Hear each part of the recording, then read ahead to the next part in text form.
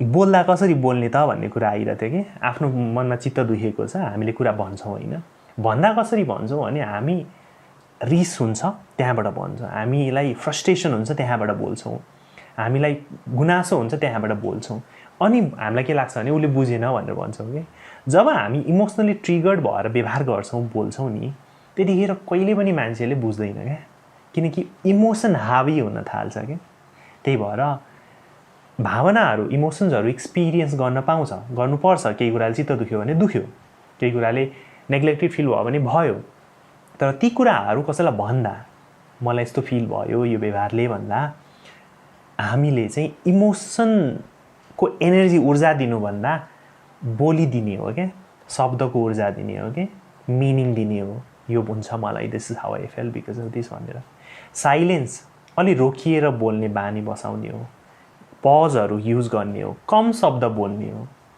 तब बढी कम्युनिकेसन हुन थाल्छ हामी बढी इमोसन दिन्छौँ बोल्दा रुन पाइयो दुखी हुन पाइयो किनकि त्यो भावनाहरू हुन् नि त तर बोल्दा त्यो ऊर्जा दिन चाहिँ पाएन कि त्यसको पछाडिको जुन कहानी छ के कारणले गर्दा मलाई के फिल भयो त्यो भन्नु पर्यो मैले अर्को कुरा के सिकाइरहेको थिएँ यो पहिलो याद राख्नु होला है अर्को के सिकाएको थिएँ मैले एकजना क्लाइन्टलाई आज नै भने के सिकाएको थिएँ कस्तो इन्ट्रेस्टिङ कुरा सिकाएको थिएँ बिर्से त ओके तिमीले मलाई यो गर्यो मलाई यो फिल भयो भनेर भन्नुभयो कि मेरो एकजना क्लाइन्टले अनि उहाँको पार्टनरले भन्नुभयो आम सरी मैले तिमीलाई गलत गरेको हर्ट गरेको रहेछु मेरो गल्ती रहेछ तिमी सही हो भनेर भन्नुभयो कि मैले भने त्यही नरोकिनु भनेर भने उहाँलाई के सोध्नु भने आफ्नो पार्टनरलाई जब रियलाइज नै गरेको हुन्छ या तिमीले सरी भनिरहेको छौ जुन कुरा किन चाहिँ तिमीलाई सरी लाग्यो त्यो व्यवहार why are you sorry genuinely सोध्नु कि किन चाहिँ तिमीलाई वाइ यु फिल सरी मेरो गल्ती छ मेरै गल्ती हो भनेर भन्छ नि किन तिम्रो गल्ती हो भनेर सोध्नु कि this a very beautiful reflection very important है हामी यो तिमी नो आस्क क्वेसन्स किन अर्को मैले यो कोर्समा त यो एकदमै डिटेलमा एड गर्छु तिमीले यो कुरा गर्दा तिमीले सरी भन्यौ रियलाइज पनि गर्यौ अनि it's good to hear that मलाई के फिल भयो होला तिम्रो त्यो व्यवहारले भनेर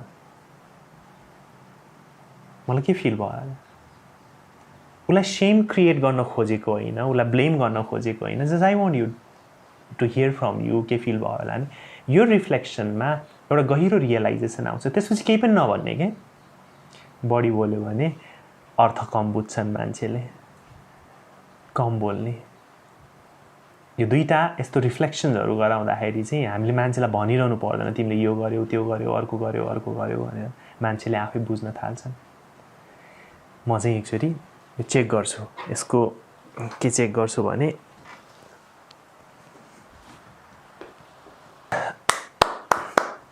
ओके अहिलेसम्म म यो दोस्रो सुट भयो अहिलेसम्म चाहिँ कहिले पनि आउनु भएको छैन कल गरेर आफ्नो जीवनमा कुरा गर्ने इनबक्समा 100वटा म्यासेज आउँछ एक दिनमा सरी हो भनेर होइन अब हरेक मान्छेलाई रिप्लाई त गर्न भ्याउँदैन यदि यहाँलाई अर्जेन्ट छ केही कुरामा कुरा गर्न मन छ मसँग भने यो सोको माध्यमबाट गर्न सक्नुहुनेछ अर्को दिन कहिले म यो यसरी लाइभ बस्छु where you can call and talk to me त्यो म हजुरहरूलाई मेरो ग्रुपमा भन्छु या स्टोरिजहरूमा भनिरहेको हुन्छु सो यो दुईटा रिफ्लेक्सन कहिलेकाहीँ मान्छेलाई प्रश्न सोध्ने कि कसैले आफूलाई केही कुरा सुनायो केही सेयर गर्नुभयो भने पनि आफूले थप्नु अर्को गर्नुभन्दा तिमीलाई कस्तो फिल भयो त्यो हुँदा मनमा के आयो कुराहरू दिज आर द क्वेसन्स मैले थेरापी सेसनमा आफ्नो क्लाइन्ट्सहरूलाई सोध्ने कस्तो फिल भएको थियो हामी बोल्न हतार भइहाल्छ हामीलाई सिकाउन हतार भइहाल्छ हामीलाई मोटिभेट गर्न हतार भइहाल्छ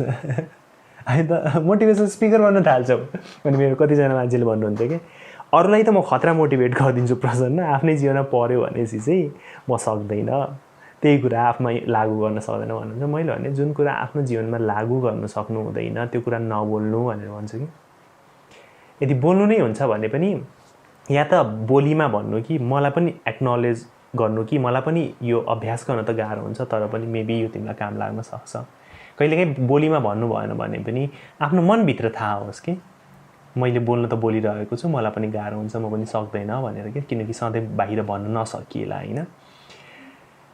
सिम्पल क्वेसन्सहरू सोद्धा, सामान्य क्वेसन के फिल भयो, के मनमा आयो भन्दाखेरि अर्को मान्छे खाली हुन पाउँछ क्या। अब भन्छन् मान्छेहरूले मैले चाहिँ सबैको कुरा सुन्छु, मेरो चाहिँ कसैले सुन्दैन। सुन्ने बन न त, सुनाउने किन बनेको? दुःख आवन कारणहरू हेर्नु न हाम्रा। मैले चाहिँ गर्छु रे अर्कोले गर्दैन हो। सम्बन्धमा अर्कोले पनि गर्दा कतिपय व्यवहारहरू रेसिप्रोकेसनले नै हुन्छन्, तर सबै व्यवहारहरू अर्कोले रेसिप्रोकेट गर्छ। मैले गरिसकेँ कि रेसिप्रोकेट गर्न त गरेँ, यो चाहिँ ओके रेसिप्रोकेट गर्लान् अनि त्यसपछि मात्र खुसी हुन्छु भन्यो भने फेरि congratulations, you are destined to be a miserable human being. म त्यस्तो भन्छु कि म यति मान्छेको कुरा सुन्छु होइन। अहिले त ट्याक्सीमा बस्दा पनि मेरो क्वेसन गर्ने बानीले ट्याक्सी ड्राइभर दाइहरू पनि भाइहरू पनि सबैले कुरा सुनाउन थाल्नुहुन्छ कि, जहाँ गयो पनि कुरा सुनाउनुहुन्छ। मेरो कुरा कसैले सुन्दैन क्या,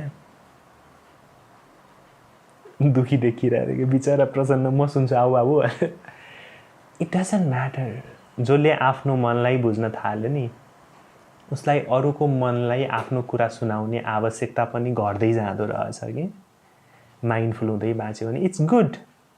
अरूलाई कुरा सुनाउन पाउँदा कोही साँच्चीकै सोध्ने मान्छे, सुन्ने मान्छे भयो भने आनन्द लाग्छ, मन खाली हुन्छ, क्लियर हुन्छ, रिफ्लेक्ट गरिन्छ। त्यही नै हो मैले यो द रिफ्लेक्टिभ सो जुन सुरु गरेको छु त्यसको अप्रोच भनेको। आफ्ना जीवनका कुनै पनि कुराहरू अर्कोलाई भन्दा, एउटा सेन्सिबल मान्छेले सुन्दा र उसले प्रश्न सोद्धा आफूले रिफ्लेक्ट गर्दा धेरै कुराहरू प्रश्न हुन थाल्दो रहेछन् कि, आफैलाई बुझिन थाल्दो रहेछ। Self knowledge, self awareness, self understanding develop हुँदो रहेछ। त्यही भएर यहाँले मलाई कल गरेर यो विषयमा कुरा गर्न सक्नुहुन्छ। तर जब हामीले आफूलाई बुझ्न थाल्छौँ नि तब अर्कोले मलाई बुझेन भन्ने गुनासो हराउन थाल्छ कि। जबसम्म हामीलाई अरूले मलाई बुझेन भन्ने गुनासो छ नि तबसम्म हामीले आफूलाई बुझेको छैनौँ भन्ने बुझ्दा हुन्छ क्या। मेरो बहिनी छ प्रतीक्षा, उसले भन्छ दाइ हजुरको शब्द बिग्रिरहेको हुन्छ भनेर भन्छ। अब यो बुझ्ने हो कि बुझ्ने हो मलाई थाहा छैन, बुझ हो कि बुझ हो त्यो चाहिँ मलाई कमेन्टमा हजुरहरूले भनिदिनु होला। म प्रतीक्षालाई पनि यो भिडियो पठाउँछु। अर्को मान्छेले पनि के बुझ्नु होला भने मलाई त्यही मानिसले मात्र बुझ्न सक्छ जुनले आफूलाई बुझेको छ कि। हामी कति गुनासो गरेपछि मलाई बुझेन भनेर केही गुनासो गरेन, मलाई राम्रो भनेन भनेको कि, मलाई राम्रो भनेर रुँदै बसेछ। ठिक छ, त्यसको दुःख आफ्नो हुन्छ। धेरै होच्याउन खोजेको होइन, हल्का डिरेक्टली पिन्चुने गरी भने पनि। तर जुन मानिसले आफूलाई बुझेको छैन उसले हामीलाई पनि बुझ्न सक्दैन कि। र हामी पनि तबसम्म अरूले बुझेन भनेर हामीलाई यो भोक कहिले मेटिनेवाला छैन जबसम्म आफूले आफूलाई बुझ्दैनौँ, आफूले आफ्नो मनलाई बुझ्दैनौँ। र आफूले आफूलाई बुझ्यौँ भने हामीले अरूलाई पनि बुझ्न थाल्छौँ कि। साँचो बुझाइ त्यहाँ हुन्छ। फेरि पनि कोही बुझ्ने मान्छे भेट्दा, सुन्ने मान्छे भेट्दा आनन्द त आउँछ। तर कसैले बुझेन भने पनि मन अशान्त हुँदैन क्या। बुझोस् त कसरी बुझोस् मान्छे, सुनोस् त कसरी, आफ्नो कहानीबाट खाली पनि त हुनु पर्यो नि। आफ्नै जीवनले भरिएर हामी सबै बाँचेका छौँ, पछि भन्छौँ अर्कोले मलाई बुझेन भनेर। खाली मान्छेले न सुन्छ, आफूलाई बुझेको मान्छेले न बुझ्छ। जो आफ्नै जीवनमा यति व्यस्त छ आफ्नै मनका कुराहरूमा उसले मेरो के कुरा सुन्ने हो। जो आफैमा अल्झिएको छ उसले मेरो स्थिति, उसले मेरो परिस्थिति, उसले मेरो अनुभव कसरी बुझ्ने हो। जो आफै दुखी छ उसले मलाई सुख कसरी दिने हो। हामी त्यही आश गरेर बसेका छौँ। अनि हामी सोच्छौँ हामी सही र अरू गलत भनेर क्या। बधाई छ। त्यही भएर प्राणायाम गर्नु, योगाभ्यास गर्नु त्यसले मनलाई, शरीरलाई धेरै सजिलो बनाउँछ। यो मनसँग रिलेटेड एकदमै पावरफुल एक्टिभिटी हो क्या। ब्रिदिङ एक्सर्साइजेसहरू, जीवन विज्ञानको योगा क्लासेसहरू बिहान बिहान जोडिनु। अनि त्यसपछि आफ्नो करियरमा मेहनत गर्नु पर्यो।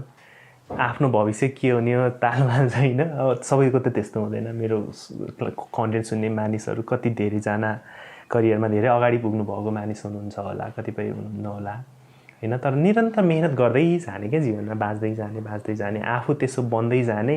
मलाई पाउने मान्छे भाग्यमानी होस् कि। हामी त म भाग्यमानी भएन कस्तो नराम्रो मान्छे पायो भने ठिक छ, त्यो पनि भन्न पायो। तर मलाई पाउने मानिस चाहिँ भाग्यमानी नै होस्। र मलाई पाएर पनि सही तरिकाले मेरो सम्मान गर्न जान्दैन, मलाई कदर गर्न जान्दैन भने त्यहाँ आफ्नो बााउन्ड्रिज भन्छन् नि, आफूलाई प्रोटेक्ट गर्ने, आफूले विथड्र गर्न पनि त सिक्नु पऱ्यो नि त। कसरी भनेर कसरी विथड्र गर्ने, अब म रोक्दैछु है मेरो माया भन्ने, त्यो कुराहरू पनि मैले रिलेसनसिप स्किल्सको कोर्समा सेयर गरेको छु। कोर्स लिनुभएको छ जसले रिपिटेडली सुन्नु होला, आफ्नो जीवनमा इन्टेन्सनली अभ्यास गर्नु होला। जो लिनुभएको छैन उहाँले लिनु होला, अभ्यास गर्नु होला, धेरै काम लाग्छ। मैले कति धेरै भिडियोजहरू कोर्समा राख्ने भनेको लेखेको छु, एडिट पनि गरेको छु, तर फाइनल एडिट भएको छैन। अब अलि बढी नै एडिट कम गरेर बढी भिडियो पोस्ट गर्ने कि भन्ने प्लान गरिरहेको छु। मैले कतिपय कुराहरू भने यहाँसँग आज, गुनासो गर्ने बानी र ग्रेटफुल हुने बानीको बारेमा र भाषा ल्याङ्ग्वेजको बारेमा, कसरी बोल्ने, कसरी सोध्ने र आफू बन्ने बारेमा। यी कुराहरू मनमा याद राख्नु होला, नत्र सुन्यो अर्को दिन पनि भिडियो आउँछ अनि त्यसपछि अर्को सुन्यो गयो, गन, खत्तम, त्यस्तो हुन थाल्छ। त्यस्तो चाहिँ नहोस्। मैले अलि बढी भिडियोहरू पोस्ट गर्न खोज्छु। आज मलाई कसैले पनि कल गर्नु भएन, कसैलाई पनि मलाई आफ्नो दुःख सुनाउन मन थिएन होला। रिफ्लेक्टिभ सो यो हाम्रो यो सोको नाम। यहाँले मलाई कल गर्न सक्नुहुन्छ, कुन समयमा म भन्छु। मेरो स्टोरीमा या रिलेसनसिप स्किल्स भन्ने एउटा कम्युनिटी छ, त्यो कम्युनिटीमा त्यही कन्टेन्टमा मैले आफ्नो कन्ट्याक्ट नम्बर सेयर गरेको हुन्छु। त्यो समयमा मात्रै मलाई त्यो कन्ट्याक्ट गर्न सक्नुहुन्छ र आफ्नो जीवनको बारेमा कुरा गर्न सक्नुहुन्छ। आज अरूको जीवनमा रिफ्लेक्ट नगरेर मैले आफ्नै जीवनमा रिफ्लेक्ट गर्दै यहाँहरूलाई केही कुराहरू सेयर गरेँ। यहाँहरूलाई आजको कन्टेन्ट कस्तो लाग्यो मलाई भन्नु होला। र नोभेम्बरमा सुजिना र मेरो जुन प्रोग्राम भइरहेको छ, अहिले हामीले गरिरहेको चाहिँ वुमेन ओन्ली फर वुमेनको प्रोग्राम हो।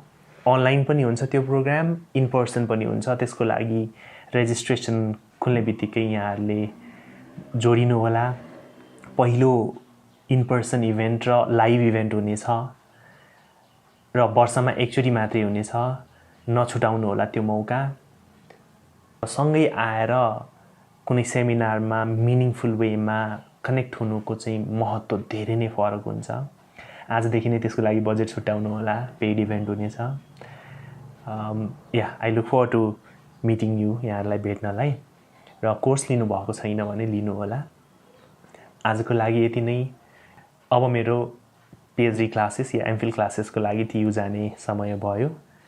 अहिलेको लागि यति नै गरौँ, अर्को दिन भेटौँला।